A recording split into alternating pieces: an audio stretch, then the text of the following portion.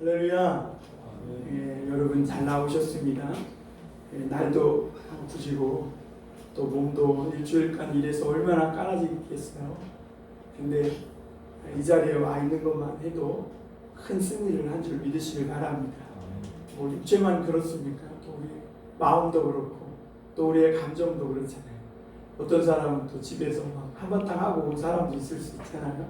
그런데도 그런 모든 상황에도 불구하고 빛 가운데로 나왔다는 것, 하나님 앞에 나왔다는 것, 그 자체가 이미 여러분들의 삶이, 그리고 저의 삶이 승리한 삶이라는 것을 믿으시길 바랍니다. 오늘 왕의 기름 부음 받은 사울이라는 제목으로 함께 말씀을 나눌 때 은혜 받으시길 바랍니다. 하나님은 항상 하나님의 일을 하시기 위해서 사람을 선택하고 스카우트 하시는 것을 볼 수가 있습니다.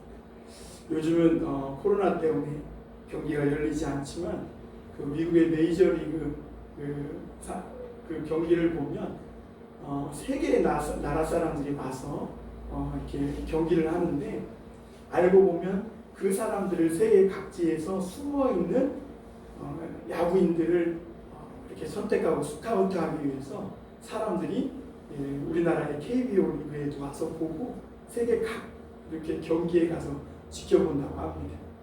그래서 가능성 있는, 그리고 잠재적인 능력이 있는 사람을 선택해서 이렇게 공을 던지게 하는데, 우리나라에도 잘 던지는 사람이 있어서 요즘 코로나 때문에 경기를 못하고 있지만 잘하고 있는 것을 보게 되는데요.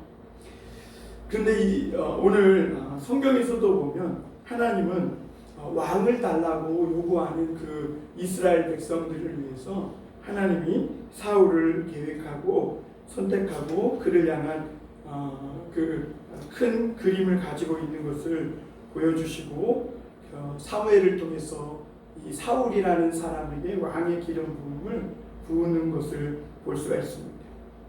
여러분, 우리가 살면서 많은 문제를 가지고 살아갑니다. 왜냐하면 하나님이 인간이라는 존재를 단순하게 짓지 않았어요. 아주 복잡하고, 그래서 시편에 보면 옛날 번역이긴 한데 신묘막측하게 지었다 이렇게 표현하고 있는 거죠.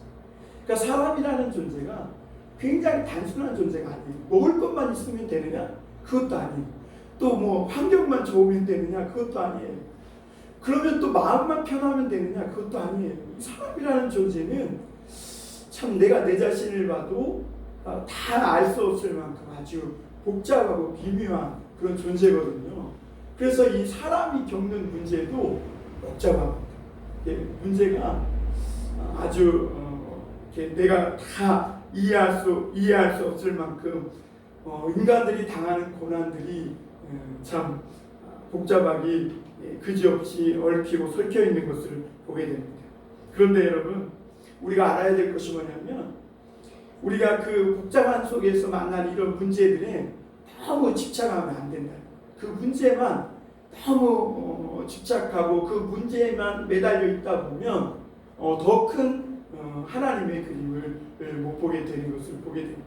특히 그리스도인들이 이 작은 거에 집착하고 매이는 경향이 있습니다. 왜냐하면 그리스도인들은 하나님을 믿으니까 더 올바라야 하고 더 막 잘해야 되고 이런다는 생각을, 강박증을 갖고 있기 때문에 그때 내가 조금 더 이렇게 할 걸, 그러면서 막 그 문제에 집착해서 빠져나오질 못해요.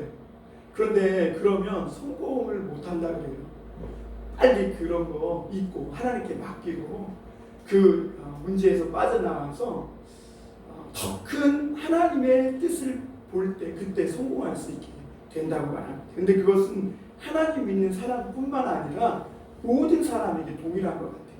작은 손해 보지 않으려고 연연하다가 그 손해를 보지 않을 수는 있겠지만 결국에는 더 큰 그림을 보지 못하고 큰 성공을 거두지 못하는 것을 보게 됩니다. 우리의 삶에 하나님은 때때로 이런 크고 작은 문제들을 주셔서 우리로 하여금 그 문제로 인해 어려움도 겪고 방황도 하고 힘들게도 하시지만, 그때 우리가 딱 알아야 될 것이 뭐냐면 하나님이 이런 크고 작은 어려운 문제를 만나게 하실 때 우리는 자꾸 그거에 집착해서 매여서 잠도 못 자고 왜 그러지 막 저 사람 왜 자꾸 이럴 것이 아니라 믿는 자들은 특히 믿는 자들은 깨닫고 기억해야 될 것이 뭐냐면 하나님 날 부르시는구나. 이것을 깨달아야 돼. 그러니까 어떤 문제가 있으면 그 문제에 막 손해 안 보려고 어떻게든지 이 문제 가운데에서 내가 막 조금이라도 이익 더 보려고 막 그러기보다는 하나님이 지금 날 부르시고 있고 이런 것들을 깨달아야 한다는 것입니다. 왜냐하면 오늘 말씀에서도 보면 하나님께서 완벽한 집안에 완벽하고 유력한 이 사울이라는 사람에게 오늘 정말 어처구니 없는 문제를 주시는데 그게 암나귀를 잃어버린 거예요. 그리고 며칠 동안이나 사흘길 동안이나 이 암나귀를 찾으러 다니는데 없어요. 찾지 못해요. 똑똑하고 스펙 좋고 유력한 이 사울이라는 사람이 그렇게 주변 40km 정도 되는 거리를 샅샅이 뒤지는데도 찾지 못해요. 왜 그러냐면 이 문제가 하나님께로부터 왔어요. 그래서 이 문제를 통해서 사울이 암나귀를 찾냐 못 찾냐 이 문제가 아니에요.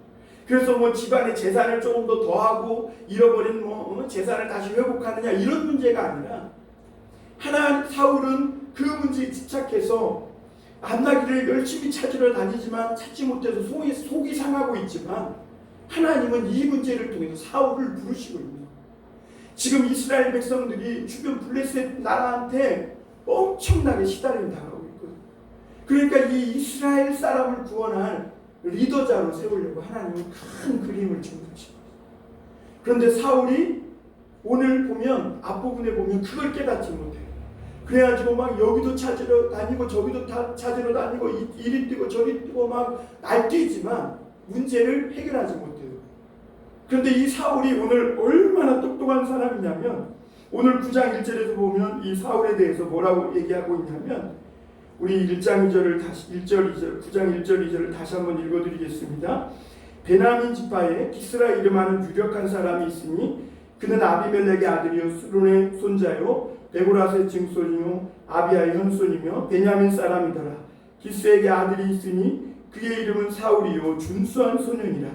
이스라엘 자손 중에 그보다 더 준수한 자가 없고 키는 모든 백성보다 어깨 위만큼 더 컸더라.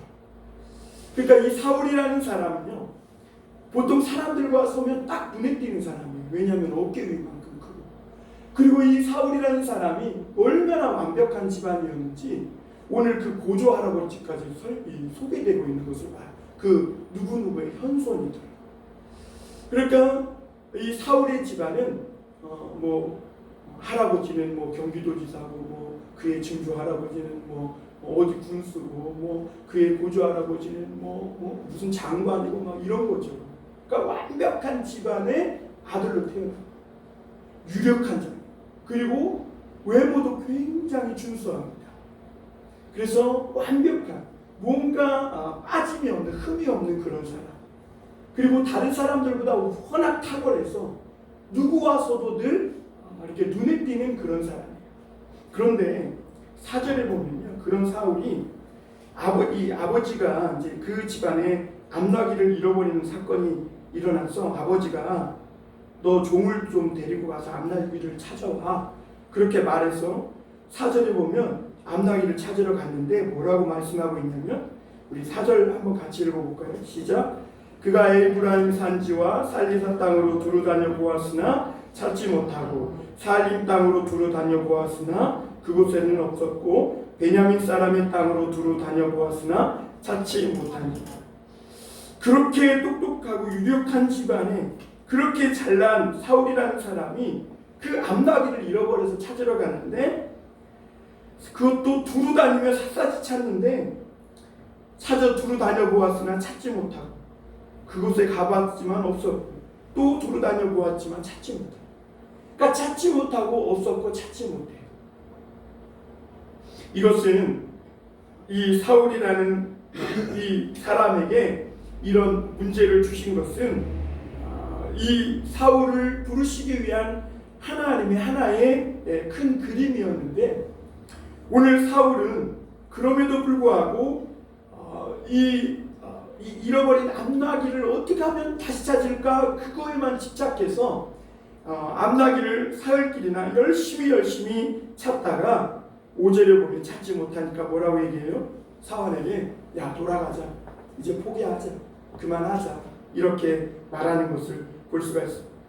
그리고 여기서 우리가 4절에서 한번 성경이 깔고 있는 플롯을 한번 생각해 봐야 되는데요. 그것이 뭐냐면 유력한 집안의 유력한 왕인데 또 유력한 사람이고 아주 똑똑한 사람이고 잘난 사람인데 그 사람이 잃어버린 암나귀를 찾는데 찾고 찾았음에도 불구하고 3번이나 성경이 반복해서 찾지 못하고 없었고 찾지 못했다 이렇게 반복하고 있는 것은 하나님 없이 우리 인생에 닥쳐온 문제를 아무리 해결해 보려고 해봐야 거기에는 아무런 응답이 없다. 오히려 우리의 몸과 육신과 정신이 지쳐가고 이렇게 파쇄할 뿐이지, 이렇게 파리해져 갈 뿐이지 아무런 소득이 없다는 것을 가르쳐주고 있는 것이고, 이 모습은 또한 이스라엘의 모습을 보여주고 있는 거예요. 이스라엘이 그동안 하나님이 왕이셨잖아요. 근데 그 왕이셨던 하나님을 버리고 그들이 인간적으로 아무리 훌륭하고 똑똑한 자를 내세워 봐야 그들이 원하고 찾고 구하는 그 답은 얻지 못한다는 것이죠. 그래서 그 플롯을 깔고 있고 정말 이스라엘이 찾고 원하는 답을 해결해 주실 수 있는 분은 누구다? 하나님이신 보여주고 있는 것이죠. 그래서 이 사울이 앞으로 성공하는 왕이 되려면 이제는 그가 장차 사무엘을 만나서 듣게 될 그 하나님의 말씀, 그 말씀을 듣고 하나님과 동행하는 것이 굉장히 중요합니다. 이게 사람에게 마찬가지예요. 우리가 사람이 살아가면서 많은 문제를 만나요.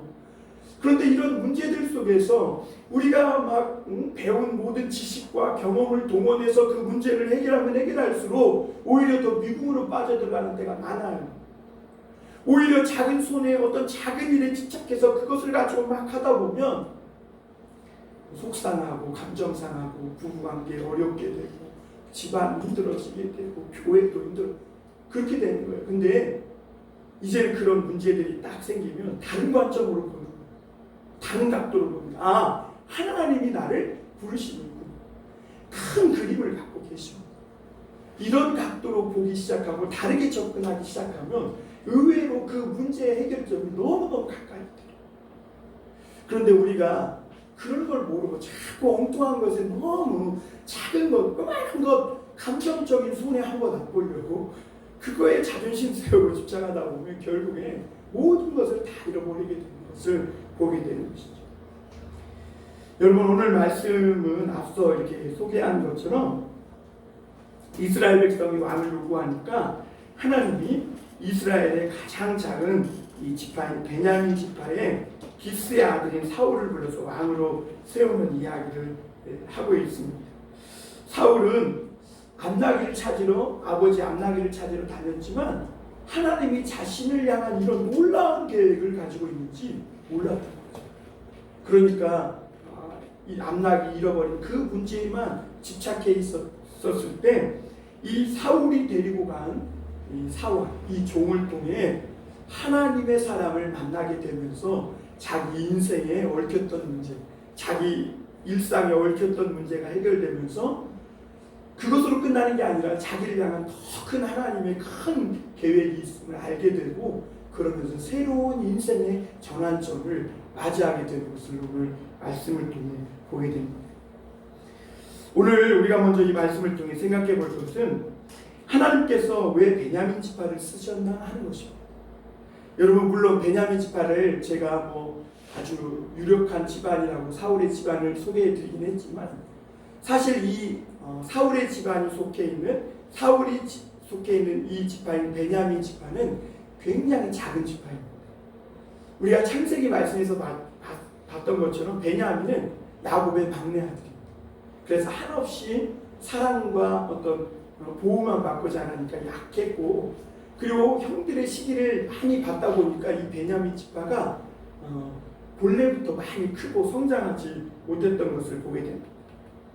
그런데 왜 하나님이 이스라엘의 첫 번째 왕을 세우는데, 이 중요한 일을 세우는데 왜 이스라엘 지파 중에서 큰 지파인 에브라임 지파나 이 므낫세 지파나 이런 큰 지파 중에서 왕을 선택해 세우지 않고 아주 이 보잘것없는 이 작고 어려움을 당하고 비참한 일을 많이 당한 이 베냐민 지파에서 왕을 선택했냐 하는 것입니다.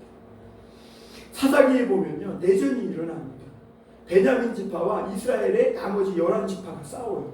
왜 그러냐면 이 이스라엘의 한 레위인이 첩을 데리고 베냐민 지파 땅에 온 거예요. 그런데 이 레위인이 첩을 데리고 왔다는 것도 문제죠. 그러니까 사사기 시대가 얼마나 혼란한 시대인지. 레위인이 제사장이 첩이 있으면 어떻게 되는 거예요? 그러니까 어쨌든 데리고 왔어요. 그만큼 문란한 시대에 왔어요. 그랬더니 이 베냐민 지파의 땅에 그 사람들이 그 깡패들이 집에 와가지고 그 레위를 내놓으라는, 자기들이 상관하겠다. 당시 동성연애가 막 너무 창궐했거든.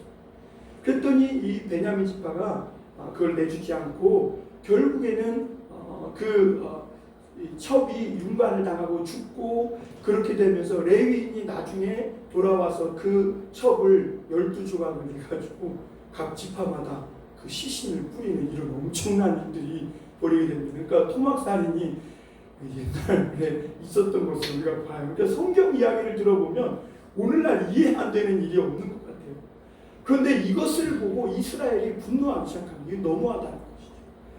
그런데 이 베냐민 지파가 자존심이 굉장히 강합니다.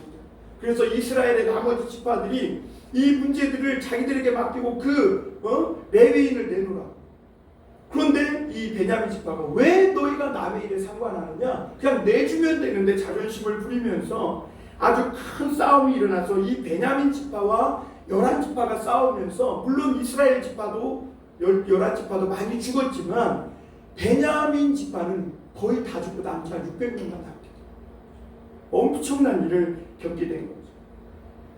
이렇게 아주 비참하고 정말 어처구니 없는 어려운 일, 아픈 일을 경험했던, 그래서 완전히 멸망 직전까지 갔던 이 베냐민 지파에서 하나님은 초대왕 사울을 꺼내서 세우는 것을 볼 수가 있습니다. 여러분, 우리가 이런 성경의 패턴을 보면 알아야 될 거거든요. 하나님은 어떤 사람을 좋아하냐면요, 유력한 집안에 막 훌륭한 이런 사람들을 별로 좋아하지 않아요. 왜냐하면 그런 사람들은 하나님께 들려서 쓰임 받아봐야 하나님의 영광이 별로 안 나타나거든요. 다 그 사람이 훌륭해서 한 것이 되기 때문에 그런 사람들을 주님은 별로 좋아하지 않으세요. 하나님은 원래부터 어떤 사람을 쓰시길 좋아하냐면, 이렇게 인생의 밑바닥 속에서 어려움을 많이 겪고 방황도 하고 정말 하나님이 붙들어 쓰시지 않으면 인생을 완전히 실패할 수밖에 없는 이런 사람들을 하나님은 늘 들어서 쓰시는 것을 보게 됩니다. 그러므로 여러분, 항상 올바르고 삐딱한 길로 한 번도 가지 않고 항상 모범생 같은 그런 사람 하나님은 별로 좋아 안 하세요. 오히려 어려운 그 밑바탕에, 인생의 밑바닥에 떨어져서 넘어지기도 하고 엎어지기도 하고 실수도 하고 그러다가 회개하고 주님 앞에 돌아온 사람들, 그런 사람들을 하나님은 훨씬 더 좋아하시고, 그런 사람들에게 하나님의 큰 은혜와 사랑을 물부터 부어주세요. 그래가지고 나중에 그 사람이 뭐라고 얘기하냐면, 자기는 하나님 아니었으면 쓸모없는 인생이 되는데 하나님의 은혜와 사랑을 그렇게 증거하는 사람이 되게 되는 것이죠. 사실 하나님이 이 베냐민 지파를 들어서 첫 번째 왕을 세우는 데는요, 이스라엘 12지파 가운데 보이지 않는 역학관계가 있었음을 보게 됩니다. 왜냐하면 이 이스라엘 지파는 늘 분열되고 늘 깨질 위험이 있는 그런 공동체였거든요. 그래서 큰 지파들 간에 서로 알력이 있었음을 보게 됩니다.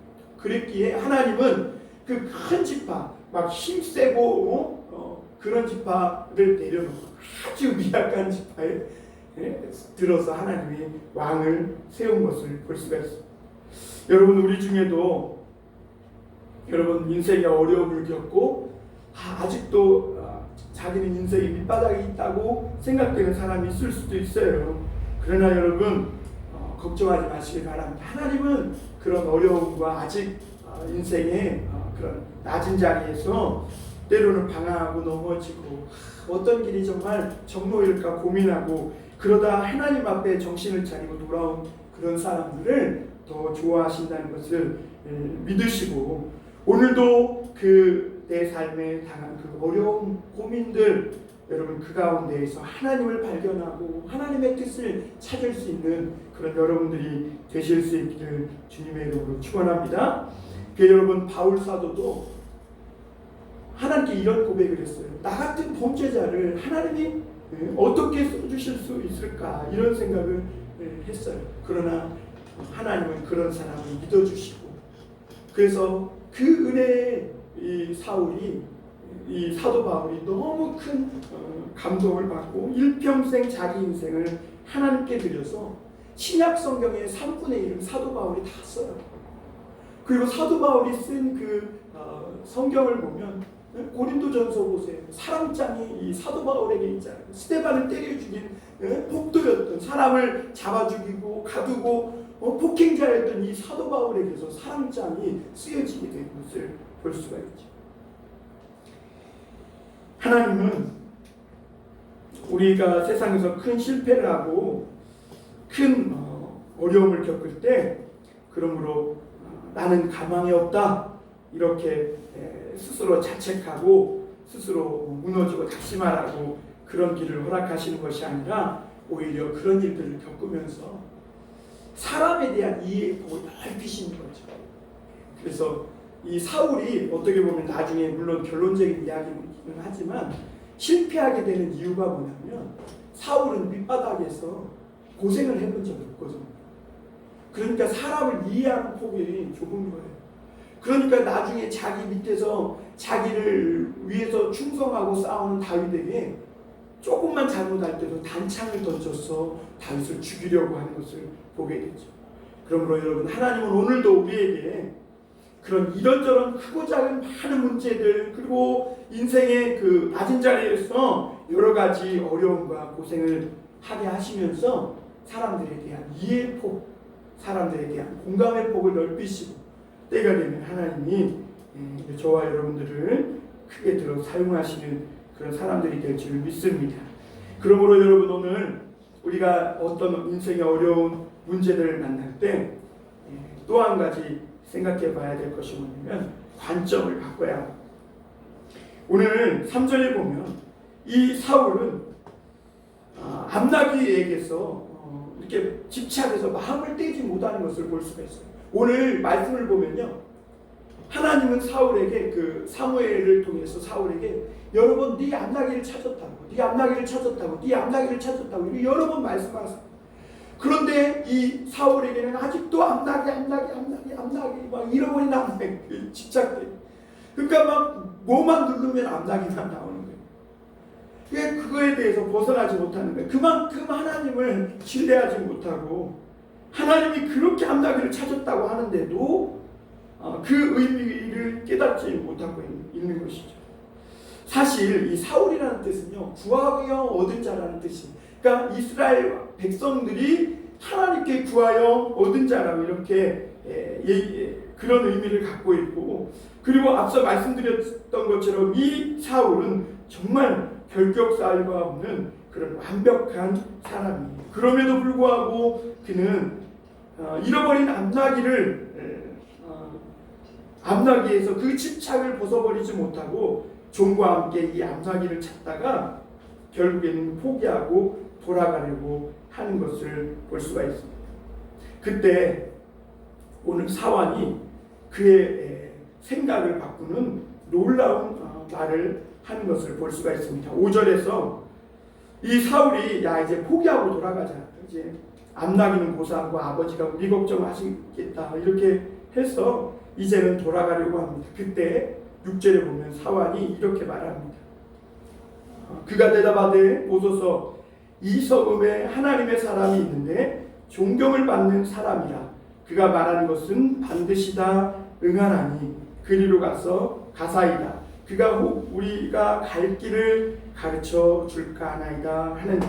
할렐루야. 여러분 이제 포기하고 돌아가려는 이 사울에게 종이 뭐라고 하냐면 여기 이 지역 근처에 하나님의 사람이 있다. 그러니까 우리가 한번 그에게 가서 물어보잖아요. 그에게서 하나님 말씀을 들으면 혹시 그가 우리에게 갈 길을 가르쳐 주지 않겠냐는 것입니다. 여러분 사람은 다 미래를 모르고 갑니다. 그래서 우리가 어디로 가야 할지 몰라요. 그래서 우리가 어떤 문제를 만나도 방향을 모르고 목적지를 모르기 때문에 잘못된 결정을 내려서 그 문제 속에 휘말려 들어가서 어려움 겪을 때가 많아요. 그런데 여러분 오늘 그런 무언가 하나에 집착해서 꽂혀서 벗어나지 못하는 이 사울에게 사환이 놀라운 그 말을 해줌으로 그의 마음이 변화되게 되는데 그것이 하나님의 말씀을 들으러 가자는 것입니다. 여러분 우리 사람이라는 인생은 그렇습니다. 우리가 당하는 여러 가지 어려운 문제들이 있을 때 어떻게 보면 유치해 보일 수 있어요. 그런데 하나님께 길이 있다는 이 말을 흘려듣지 말아요. 여러분 사환이 이 주변에 주인님 이 주변에 하나님의 사람인데 그 사람에게 가서 물읍시다. 어떻게 보면 이게 유치한 말 아니에요. 그럼 점치는 것도 아니고 가서 내 암낙이 어디 있습니까? 그러면 사무엘이 수리 마수리 암낙이를 찾게 해줍니까? 그게 아니죠. 그런데 여러분 우리가 알아야 될 것이 뭐냐면 때때로는 유치한 질문 같지만 그 유치함에 한번 넘어가 보는 것도 필요해요. 왜냐하면 이 유치한 질문에 한번 내 자신의 틀을 깨고 한번 넘어지고 망가지는 이런 일들을 통해서 우리가 배우지 못하는 깊은 삶의 의미들을 깨닫게 되고 배우기 때문에 그래요. 그리고 이런 유치한 일들을 통해 우리가 한번 문제를 다른 각도에서 바라보는 그런 계기가 되게 돼요. 어린아이들을 통해서 유치한 질문을 들으면서도 우리는 내가 고민했던 문제를 새롭게 바라보는 관점이 생기기도 하지 않습니까?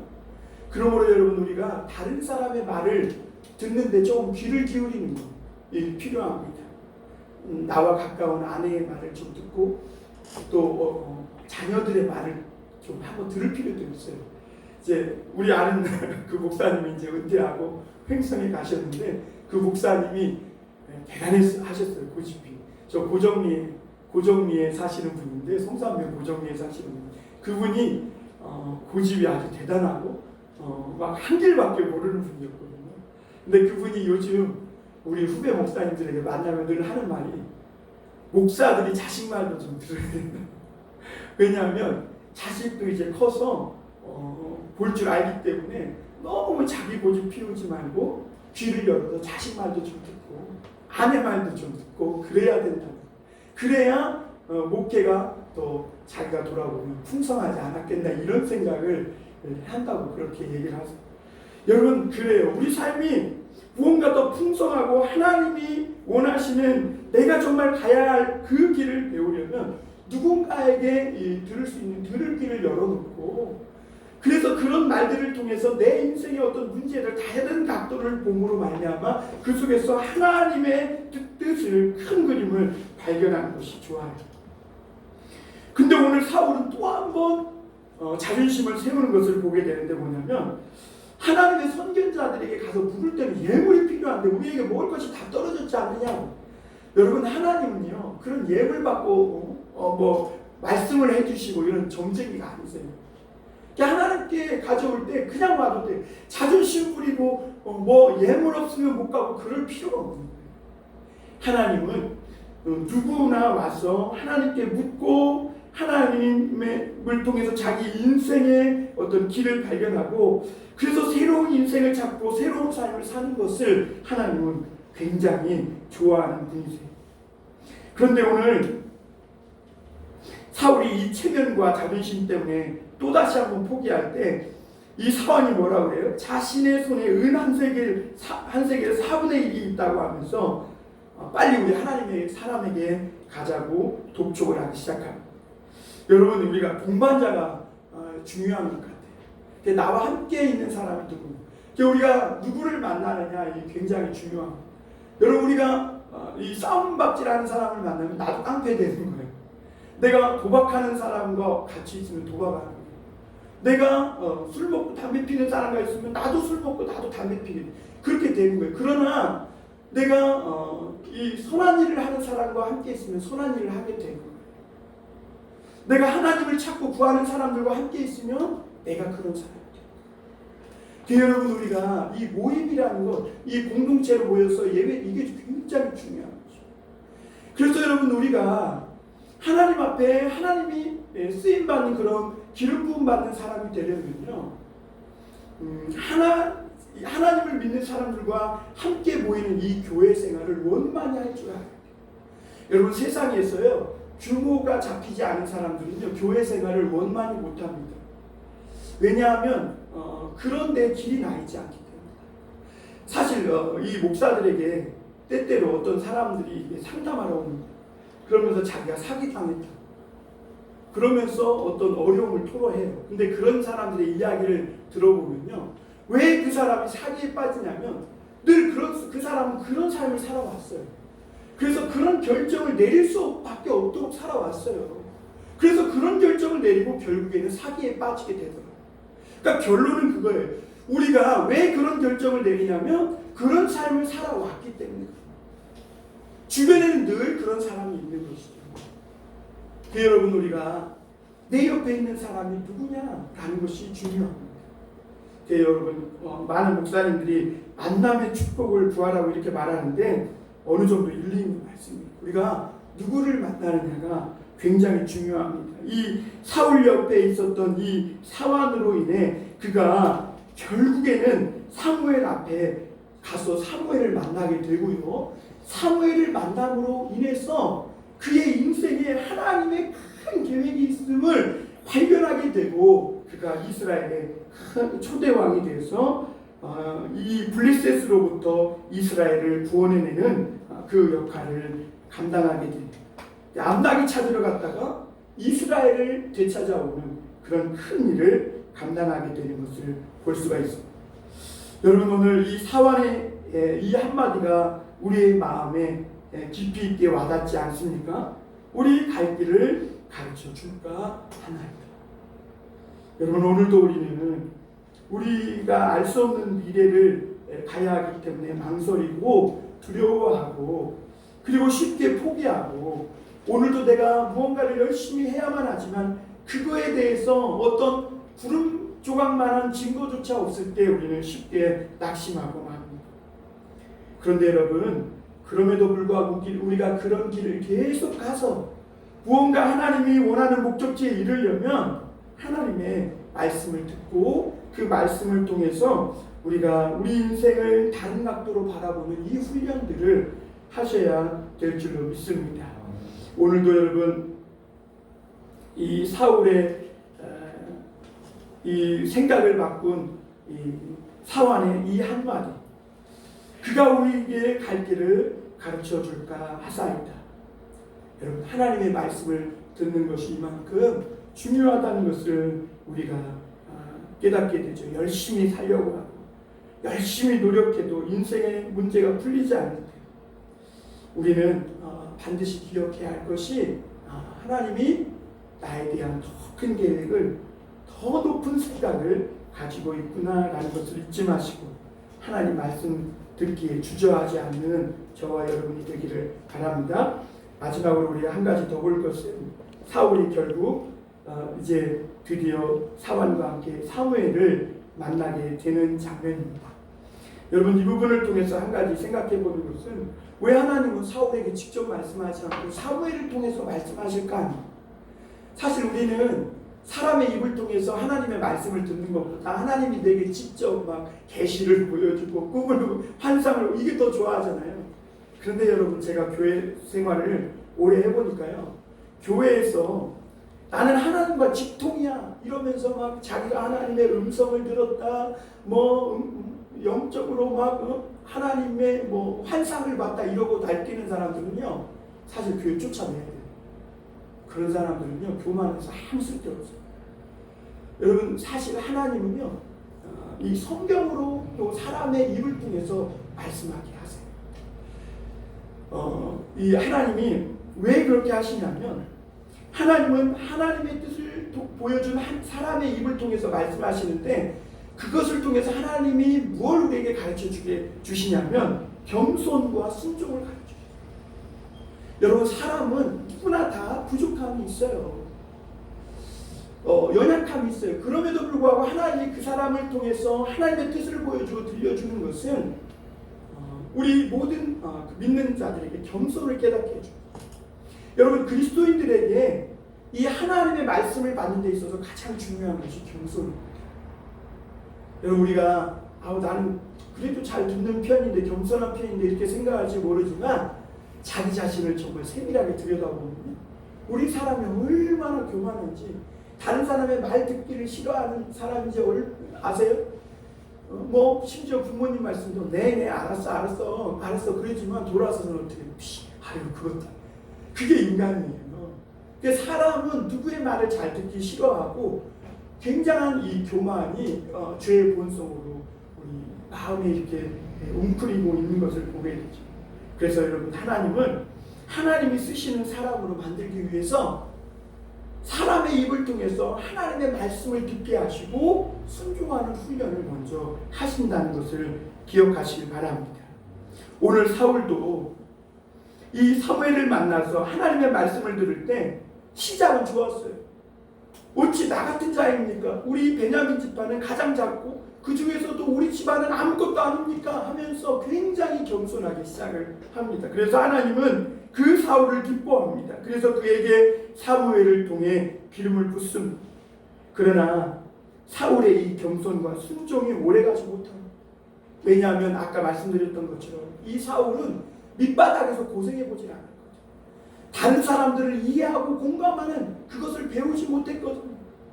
그러니까 결국은 자기가 왕의 자리에 올랐을 때 얼마 가지 못해서 겸손도 잃어버리고 하나님 말씀 듣는 것도 잃어버리고 그래서 사무엘은 그에게 뭐라고 얘기하냐면 하나님이 당신에게 다른 건 요구하지 않는다는 거예요. 순종이 제사보다 낫고 하나님의 말씀을 듣는 것이 수양의 기름보다 낫다 이렇게 말해요. 하나님의 사람에게 겸손과 순종이 중요합니다.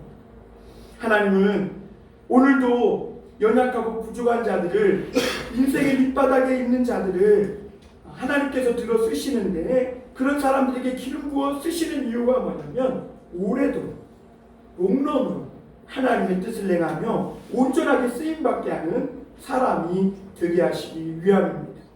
여러분 하나님은 어떤 사람을 위로하시고 어떤 사람을 사용하십니까? 세상에서 오늘 사울처럼 하는 일이 안 돼서 마음이 상하고 속상하고 자기의 힘의 한계를 느껴서 엎어지고 넘어져서 하나님이 붙들어 주시지 않으면 나는 오늘도 설 수 없다. 하나님이 붙들어 주시지 않으면 나는 하루도 살 수 없다. 이렇게 자기 자신을 내려놓고 하나님만 붙드는 사람이라는 것을 오늘 꼭 믿으시길 바랍니다. 여러분 하나님의 사람들에게 저도 이렇게 믿음에 있어서 어려운 것이 뭐냐면 겸손과 이 자신감 사이에 균형을 유지하는 것이 참 어렵더라고요. 겸손이 조금 넘치면 너무 주눅드는 거예요. 그리고 자신감이 조금 넘치면 어느새 자신으로 충만해져서 교만해져 있는 우리 자신을 발견하게 되는 것이죠. 그래서 하나님을 의지할 수밖에 없어요. 이 겸손과 자신감 속에서 이 팽팽한 긴장감 속에서 정말 인간의 힘으로 능력으로는 안 되는 균형을 유지하는 그 삶을 살기 위해서 오늘도 우리는 하나님이 필요한 줄 믿습니다. 다윗은 그 비결을 이 양을 치면서 철저하게 깨달은 사람이죠. 그리고 사울 밑에서 온갖 고난과 어려움을 다 겪으면서 그것을 깨닫고 나서 시편 18절 1절에서 다윗은 이렇게 고백합니다. 나의 힘이 되신 여호와여 내가 주를 사랑합니다. 그렇습니다. 오늘도 우리 하나님은 준비된 사람을 쓰시길 원하시는데 준비된 사람은 실력 있고 유능하고 집안에 완벽하고 그런 사람이 아니라 인생의 밑바닥에서 문제를 만나서 고난과 어려움을 다 당해본 사람, 그래서 내세울 것이 아무것도 없다고 생각하는 사람, 그리고 인생의 어려운 문제들이 불행이 일어났을 때 왜 나에게만 이런 고통이 피해가지 않지? 이렇게 불평불만하는 사람보다는 그런 자신의 자금을 알고 그 속에서 다른 각도로 자기의 인생의 문제를 바라보면서 하나님의 큰 그림을 발견할 수 있는 그런 사람을 하나님이 오늘도 이끌어 쓰시는 줄 믿으시고 오늘 그 하나님께 붙들려 살아가는 저와 여러분 다 되기를 주님의 이름으로 축원합니다. 기도하겠습니다. 사랑의 하나님,